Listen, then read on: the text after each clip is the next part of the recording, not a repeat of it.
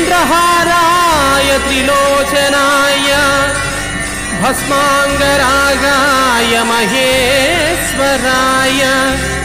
नित्याय शुद्धाय दिगम्बराय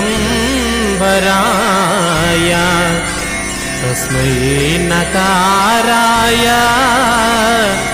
नमः शिवाय।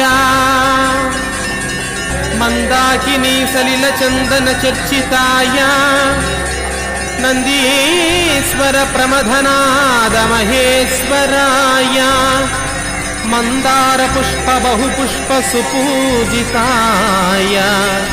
तस्मै मकाराय नमः शिवाय।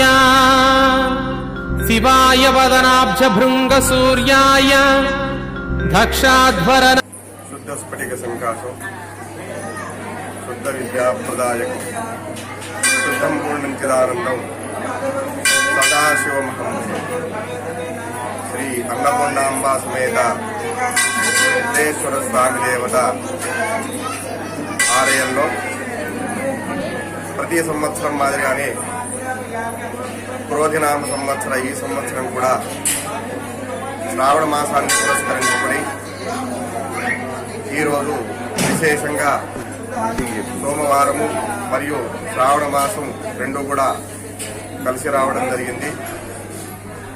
ఈ సంవత్సరం విశేషంగా 5 సోమవారాలు కలిసి వచ్చినాయి।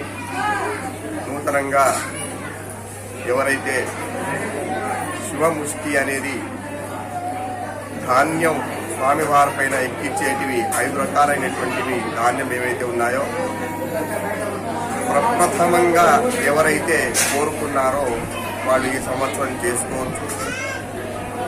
అలాగే సోమవారం వ్రతం కానీ మరియు ఏదైనా శివుడికి సంబంధించింది వ్రతాన్ని ఆచరించే వాళ్ళు మొట్టమొదటిసారిగా 5 సోమవారాలు రావడం మూలంగా ఎవరైనా ఈ ఆచరించే వాళ్ళు ఆచరించుకోవచ్చు। ఈ సంవత్సరం మహోన్నతమైనటువంటిది।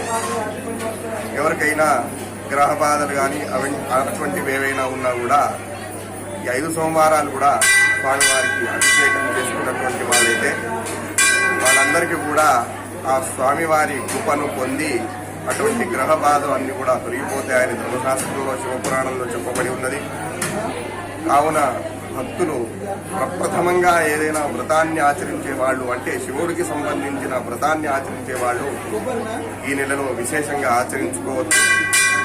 కాబట్టి అందరూ కూడా ఈ సమయాన్ని దిగ్విజయం చేసుకొని అందరూ కూడా స్వామివారి కృపకు పాత్రలు కావాల్సిందిగా కోరుతున్నాను। నమస్కారం।